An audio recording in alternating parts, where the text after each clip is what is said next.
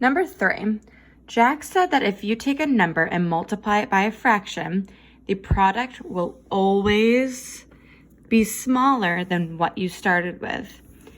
Is he correct? Why or why not?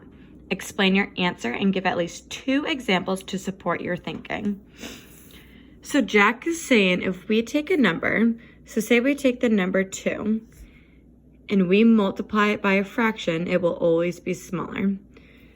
2 times 1/2, let's take that. So our starting number was 2. 2 times 1 equals 2. 1 times 2 equals 2. We get an answer of 2/2, which equals 1. 1 is indeed smaller than 2. So far Jack is correct, saying that the product will be smaller, because in this case it will be smaller. Let's take this 2 again. Let's multiply it times 2/2. 2 times 2 equals 4. 1 times 2 equals 2.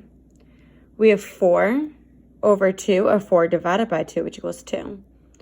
We got the same answer. We started with 2, and we got a product of 2. Let's start it again. 2/1 times 3/3. 2 times 3 equals 6. 1 times 3 equals 3. 6 divided by 3 equals 2. So again, we started with 2 and got an answer of 2. So Jack is somewhat right when he is saying that the product will always be smaller. It will always be smaller if you're multiplying your fractions like times 1/2, times 1/4.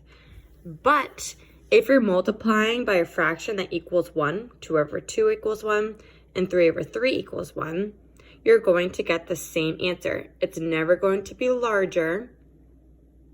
It's going to be the same as when you're multiplying by a whole number, 2/2 or 3/3.